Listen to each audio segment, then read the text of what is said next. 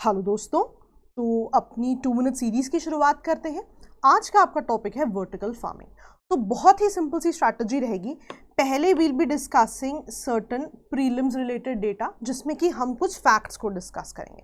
उसके बाद हम वर्टिकल फार्मिंग की सिग्निफिकेंस को डिस्कस करेंगे, right. That significance can be quoted in your mains as well, और यदि आपको प्रीलिम्स में ऐसा कोई सवाल आता है तो वहां पर भी आप इसको कोट कर सकते हैं। कभी कभी हमें एडवांटेजेस पूछ लेते हैं वर्टिकल फार्मिंग के, तो उस तरह के क्वेश्चंस को भी आप केटर करें, ये भी हम डिस्कस करेंगे।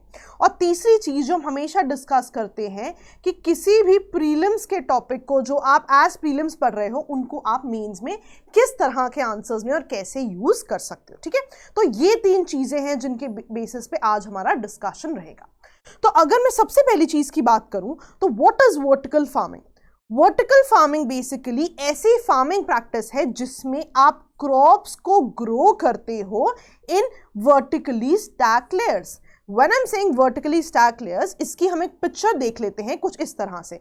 अगर आप देखें, कुछ vertically stacked layers हैं और उनमें आपकी पर्टिकुलर क्रॉप्स को ग्रो किया जा रहा है। ये एक तरीका है उन्हें ग्रो करने का। दूसरा तरीका अगर मैं आपको दिखाऊं, this can also be a way of doing it, right. तो यहां पे आपको एक जो बहुत इंपॉर्टेंट चीज दिख रही होगी कि this seems like a controlled environment. So ये वर्टिकल फार्मिंग की स्पेशलिटी होती है कि जो क्रॉप्स ग्रो की जाती हैं वो कंट्रोल्ड एनवायरनमेंट में ग्रो की जाती है। तो अब अगर आपको वर्टिकल फार्मिंग की डेफिनेशन पूछ ले तो आपको वर्टिकली स्टैक लेयर के बारे में बिल्कुल ही आइडिया है ना। क्योंकि ये कंट्रोल्ड एनवायरनमेंट में होती है तो उसके लिए आपको इंटरनल जगहों की जरूरत पड़ सकती है। फॉर एग्जांपल, बहुत तरह के स्ट्रक्चर्स यूज किए जा सकते हैं। हो सकता है किसी बिल्डिंग में ये पूरा स्ट्रक्चर सेटअप कर दिया जाए, या डिफरेंट शिपिंग कंटेनर्स में, या टनल्स में, या अबैंडन्ड माइन शाफ्ट, कहीं पर भी इस पूरे सेटअप को जो है तैयार किया जा सकता है। तो इन जनरल कोशिश क्या की जा रही है वर्टिकल फार्मिंग में कि कंट्रोल्ड एनवायरमेंटल एग्रीकल्चर किया जाए, राइट, जिससे कि आपकी प्लांट ग्रोथ जो है वो मैक्सिमाइज हो सके। ठीक है जी, सिंपल था। अब अगर आपको वर्टिकल फार्मिंग की डेफिनेशन पे क्वेश्चन आ जाता है कि which of the following defines vertical farming, तो you should be able to identify the concept easily, चाहे अंग्रेजी में कुछ भी वहां पर लिखा हो। दूसरी चीज जो इंपॉर्टेंट है कि किस तरह की टेक्निक्स यूज की जाती हैं। देखिए, अगर आपका एक जनरल हम फार्मिंग की टेक्निक की बात करें तो लैंड में आप डिफरेंट तरह की क्रॉप्स उगाते हैं। सॉइल होती है, सॉइल में न्यूट्रिएंट्स की जरूरत होती है प्लांट्स को ग्रो करने के लिए, तो न्यूट्रिएंट्स के लिए आप फर्टिलाइजर्स यूज करते हैं और कुछ अलग तरीके भी यूज होते हैं। लेकिन क्योंकि यहाँ पे एक कंट्रोल एनवायरनमेंट में कोशिश की जाती है वर्टिकल फार्मिंग करने की, तो यहाँ पे कोशिश की जाती है कि सॉइललेस फार्म टेक्निक्स हो, राइट, जिसके कुछ एग्जाम्पल्स भी हैं, हाइड्रोपोनिक्स एंड एक्वापोनिक्स। तो अगली 2 स्लाइड्स में हम हाइड्रोपोनिक्स और एक्वापोनिक्स देखेंगे क्या होता है कि किस तरह की टेक्निक्स का यूज किया जाता है। तो अगर आप अगली स्लाइड पे आओ तो दिस इज हाइड्रोपोनिक्स। अगर आप यहाँ ध्यान से देखो तो जो पौधों की रूट्स हैं, जड़ें हैं, वो सॉइल में नहीं है बल्कि एक्वस सोल्यूशन में है। तो ये जो सॉल्यूशंस हैं ये न्यूट्रिएंट रिच सॉल्यूशंस होते हैं। अगर आप यहाँ देखें, न्यूट्रिएंट रिच सॉल्यूशन होते हैं डिपेंडिंग अपॉन किस क्रॉप को किस तरह के सॉल्यूशंस मिलने चाहिए। तो बेसिकली अगर आप इसको कंपेयर करो लैंड के साथ, तो लैंड में भी तो सॉइल से ही रूट्स को न्यूट्रिएंट्स मिल रहे हैं। अगर न्यूट्रिएंट्स की कमी होती है तो हम अकॉर्डिंगली फर्टिलाइजर्स ऐड कर देते हैं। तो उसी पूरे मैकेनिज्म को सॉइल लेस बनाने की कोशिश की गई है और इस न्यूट्रिएंट रिच सॉल्यूशन में वो सारे न्यूट्रिएंट्स डाले जाते हैं जिससे कि ये क्रॉप जो है ऑप्टिमम ग्रोथ पे ग्रो हो जाए, राइट। और इस पूरे मैकेनिज्म को कहते हैं हाइड्रोपोनिक्स, ठीक है। So this is one of the ways which can be used in vertical farming. यहां से आपका एक और पॉइंट जो क्लियर हो जाता है, अगर आपको हाइड्रोपोनिक्स की डेफिनेशन पे कोई क्वेश्चन आता है कि which of the following define hydroponics properly, right, तो अब आपको मैकेनिज्म पता है, आप इजीली सही ऑप्शन को आइडेंटिफाई कर सकते हैं। अगली स्लाइड पे आते हैं। अगली स्लाइड है आपकी एक्वापोनिक्स। ये भी एक तरीका होता है वर्टिकल फार्मिंग के पूरे सेटअप को सही से रन करने का। ना लेट्स सी यहाँ पे what is happening. If you can see यहाँ पे फिशेस बनी हुई हैं। सो बेसिकली क्या होता है, 2 डिफरेंट ट्रेस को जो है कनेक्ट किया जाता है। अब इस वाली ट्रे से जो भी आपका वेस्ट या फिर एफ्लुएंट्स है ना, जो भी इकट्ठा होगा, राइट, उसको जो है ट्रांसफर कर दिया जाता है प्लांट सिस्टम में। और ये जो वेस्ट है, ये जो एफ्लुएंट्स है, ये एक्ट करते हैं as nutrients from this plant system, right. तो यहां पर भी अगेन सॉइललेस टेक्निक्स की कोशिश की गई है कि जो न्यूट्रिएंट्स हैं वो किसी और सिस्टम के बाय प्रोडक्ट से यहां पर लाए जाए। तो ये एक चीज जो है एक्वापोनिक का बेसिक्स बनाती है, ठीक है। तो अब अगर आपको एक्वापोनिक्स की डेफिनेशन पर भी क्वेश्चन आ जाता है तो you should easily able to answer. तो बेसिकली अब हमें क्या पता लग गया कि वर्टिकल फार्मिंग टेक्निक्स में कोशिश की जाती है कंट्रोल्ड एनवायरनमेंट में, राइट, प्लांट की ग्रोथ ऑप्टिमाइज करने की एंड सॉइललेस टेक्निक्स को यूज करने की। कॉन्सेप्ट अब आपको तीनों के पता है, तीनों की डेफिनेशंस अगर आपको पूछ लेता है प्रीलिम्स में, you should be easily able to answer the question, ठीक है जी। चलिए आगे बढ़ते हैं। अब अगर हम उनके सिग्निफिकेंस की बात करें तो दो तरह की चीजें आपको पता होनी चाहिए। कभी कभी आपको प्रीलिम्स में भी क्वेश्चन आ जाते हैं कि what are the probable advantages of vertical farming, right, या फिर सिग्निफिकेंस क्या है वर्टिकल फार्मिंग की, उसके आपको ऑप्शंस दिए हो सकते हैं, या फिर मेंस में आपको डायरेक्ट क्वेश्चंस भी आ सकते हैं वर्टिकल फार्मिंग पे 150 मार्क्स में, राइट। तो अगर हम की सिग्निफिकेंस की बात करें, सबसे पहले सिग्निफिकेंस पता है क्या है कि लार्जर वेराइटी ऑफ क्रॉप्स बनेंगी, बिकॉज क्रॉप्स जो है सेम प्लॉट ऑफ लैंड जो है यूज नहीं कर रही। आपने इसको इमेजिन करो कि एक पीस ऑफ लैंड है, आप यहाँ पे क्रॉप 1, क्रॉप 2, क्रॉप 3 उगा रहे हो। अब क्या हो रहा है, लैंड में जितने न्यूट्रिएंट्स हैं, लैंड में जितने रिसोर्सेज हैं, क्रॉप्स जो है उनको शेयर कर रही हैं। लेकिन अगर मैं एक पूरा सेटअप बना दूं हाइड्रोपोनिक्स या एक्वापोनिक्स का, तो आई कैन मेक श्योर कि जिस क्रॉप को जितने रिसोर्सेज चाहिए उतने ही मिले। शेयरिंग ऑफ रिसोर्सेज नहीं है वहां पे, शेयरिंग ऑफ न्यूट्रिएंट्स नहीं है, एक कंट्रोल एनवायरनमेंट में चीजें हो रही है। तो यहां पे क्या होगा, बिकॉज क्रॉप्स शेयर नहीं कर रही सेम लैंड शेयर, तो the ability to optimise it becomes increased, right. उससे क्या होता है, आपकी क्रॉप यील्ड भी जो है अल्टीमेटली इंक्रीज हो जाती है, ठीक है जी। तो ये बहुत सिंपल चीजें हैं, बस हमें आइडेंटिफाई करनी है, थोड़ा समझने की जरूरत है। नेक्स्ट अगर आप देखें, ये जो क्रॉप्स है they are resistant to weather disruptions, right. मान लीजिए कि कहीं पे लेट्स से सुनामी आ जाती है, राइट, या कहीं पे साइक्लोन्स आ जाते हैं, कहीं पे फ्लड्स आ जाते हैं, राइट, या लेट्स से कि रेनफॉल सही समय पर नहीं आती, जो कि इंडिया में मॉनसून में सबसे ज्यादा दिक्कत होती है।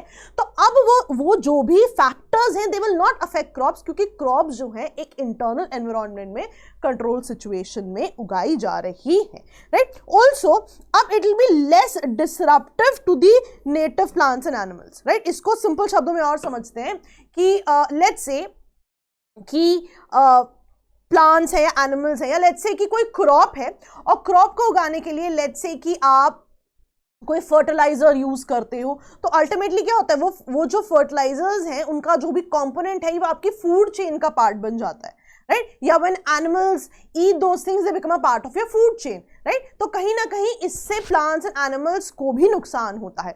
ऑल्सो एक जो बहुत इंपॉर्टेंट चीज है, जब आपको लैंड क्लियर करना पड़ता है for all these farming techniques, तो अल्टीमेटली क्या होगा, वहां के जो नेटिव प्लांट्स एंड एनिमल्स हैं वो भी अपनी अपनी जगह से डिस्प्लेस हो जाते हैं, राइट। तो ये भी एक तरीका है कि ऐसा कुछ बेसिकली ना हो। तो वर्टिकल फार्मिंग जो है कॉन्जर्वेशन में भी हेल्प करती है for local flora and fauna, ठीक है जी।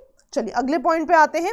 जैसा कि हमें पता है कि एक कंट्रोल्ड एनवायरनमेंट की बात हो रही है, तो कोई भी अगर हम नॉर्मल एग्रीकल्चर मेथड देखेंगे जो यूज हो रहा है, जिसमें पेस्टिसाइड्स, मेन्योर या फर्टिलाइजर्स यूज हो रहे हैं, अब उसकी जरूरत नहीं है, because it's a control environment. आपको लेस वाटर की भी जरूरत है एंड लेस पेस्टिसाइड्स की भी जरूरत हो जाती है, राइट। नेक्स्ट, जो क्रॉपिंग सीजन्स हैं वो they are not subject to seasons now, right. Seasons का मतलब क्या है कि लेट्स से कुछ क्रॉप्स होती हैं जो राबी सीजन के लिए होती हैं, कुछ क्रॉप्स है खारिफ सीजन के लिए, तो अब सीजन स्पेसिफिक नहीं है। ऑल ईयर राउंड अगर ऐसी कोई क्रॉप है जिनको आप वर्टिकल फार्मिंग से ग्रो कर सकते हो, डेफिनेटली आप उनको इंटरनल कंडीशंस में भी ग्रो कर सकते हो। But yes there will be certain crop जिनके साथ शायद एक्सपेरिमेंट अभी तक नहीं किए गए हैं, it might not be successful, इसीलिए बहुत ही लिमिटेड स्कोप भी है, ये भी समझना बहुत ज्यादा जरूरी है, ठीक है जी। चलिए आगे बढ़ते हैं। इसी वजह से देखा गया है, अगर हम देखें कि अभी तक ये जितनी भी ऐसी क्रॉप से वर्टिकल फार्मिंग की बात की गई है वो 95% लेस वाटर यूज करते हैं than the traditional agriculture methods, right. अगर आप सिंपल शब्दों में सोचो, इरिगेशन इतनी कांस्टेंट नहीं है, राइट, और इससे देखा गया है कि प्रोडक्टिविटी भी बहुत ही ज्यादा बढ़ जाती है, राइट। तो अब आपको बेसिक कॉन्सेप्ट समझ में आ गया है। अगर प्रीलिम्स में इससे एसोसिएटेड कोई भी ऑप्शन आपको दे दिया जाए, you should easily be able to answer the question, और द बेस्ट पार्ट बीइंग कि वहां पे आइडेंटिफाई करना है आपको, तो you will be able to answer the question.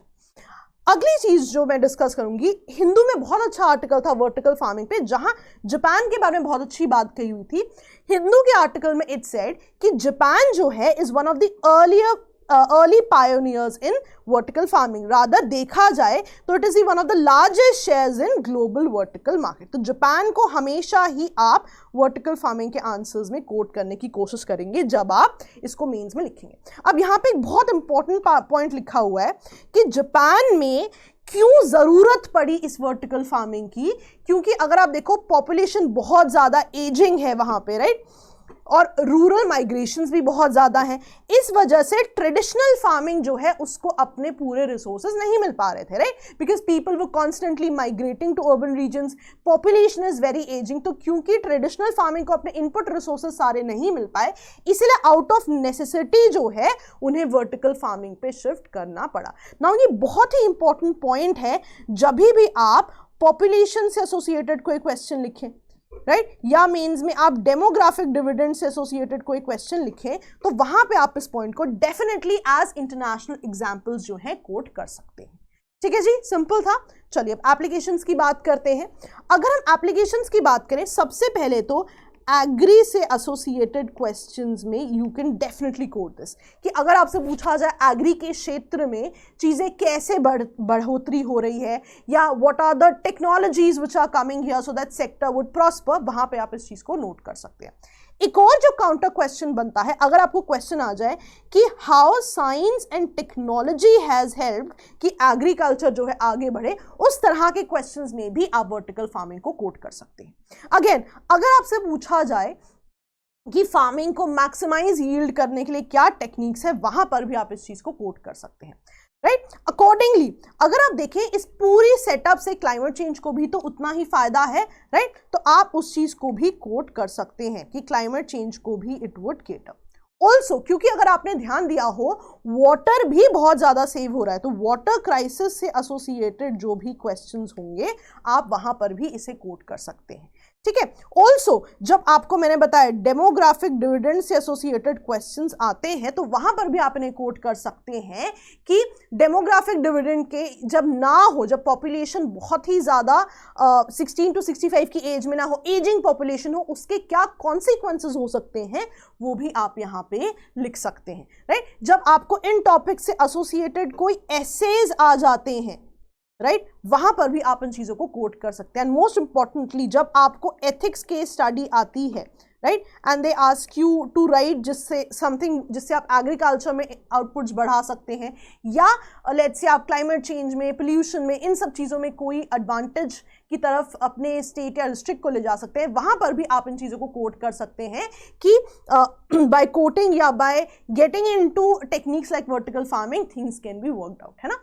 Also कभी कभी आपको डिजास्टर मैनेजमेंट से भी इसको कोट रिलेट कर सकते हैं कि डिजास्टर मैनेजमेंट में आपको क्वेश्चन आ सकते हैं कि फ्लड्स है, राइट, उनकी वजह से एब्सोल्युटली फार्म्स या क्रॉप्स जो हैं डिस्ट्रॉय हो जाती हैं, how do you work towards it, वहां पर भी आप इन चीज़ों को डेफिनेटली कोट कर सकते हैं। ठीक है। जब आपको लेट्स से थोड़ा फारफेच्ड है, जब आप चीज़ों में वे फॉरवर्ड सजेस्ट करते हैं, राइट, वहां पे आप इनको सजेस्ट कर सकते हैं कि this could be one of the ways, और वे फॉरवर्ड में आप जापान का एग्जाम्पल भी दे सकते हैं कि वहां पे this has been very very successful.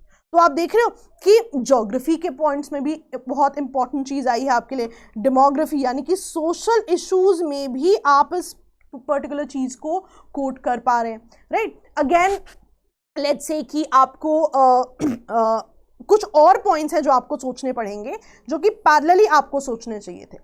एक इंपॉर्टेंट पॉइंट क्या है कि यहाँ पे अगर आपने ध्यान दिया हो, हमने सिर्फ बेनिफिट्स की बात की है, आपको चैलेंजेस भी तो सोचने हैं। क्या आपने यहाँ पर ये सोचा कि इस पूरे सेटअप को फॉर्म करना इकोनॉमिकली वायबल है या नहीं है? ये बहुत एक इंपॉर्टेंट होना चाहिए था पॉइंट आपके लिए। तो ये आप एक एज क्रिटिसिज्म इसको यूज कर सकते हैं कि ऑल्दो ये सभी चीजें की जानी चाहिए, लेकिन क्या इतने फंड्स अवेलेबल हैं, क्या ये पूरा सेटअप इकोनॉमिकली वायबल है? ऑब्वियसली लॉन्ग टर्म में इट विल हेल्प, बट क्या शॉर्ट टर्म में वायबल है? ये भी चीज को आपको कोट करना बहुत ज्यादा जरूरी है, राइट। अब इसी चीज को आप पोल्यूशन और क्लाइमेट चेंज से भी रिलेट कर सकते हैं एज ए नेगेटिव कॉन्सिक्वेंस। कैसे आप इसको कोट करेंगे? फॉर एग्जाम्पल ये पूरा सेटअप करने के लिए यू वुड नीड जो इनके एग्जॉस्ट होंगे जहां से गैसेस रिलीज होंगी, या जो वेंटिलेटर्स होंगे पूरा सेटअप करने के लिए, all the exhaust would go outside, तो अगेन उनको भी केटर करने के लिए देयर शुड बी मैकेनिज्म्स। तो although these are very helpful in long run, लेकिन we'll have to take care कि कहीं ये पोल्यूशन में भी कॉन्ट्रीब्यूट ना कर दें। तो ये कुछ चीजें हैं जो कि बहुत ज्यादा इंपॉर्टेंट है, ठीक है। तो इन चीजों को आप ध्यान रखेंगे। Also if you read even more आपको और भी इश्यूज मिलेंगे, बट एटलीस्ट अगर आप इन चीजों का ध्यान रखें तो आपको अपने मेजॉरिटी मार्क्स जो है डेफिनेटली मिल जाएंगे, ठीक है जी। चलिए, I hope we learn something today. So that was all from my end दोस्तों। ओके दोस्तों, I will take your leave, bye bye, thank you.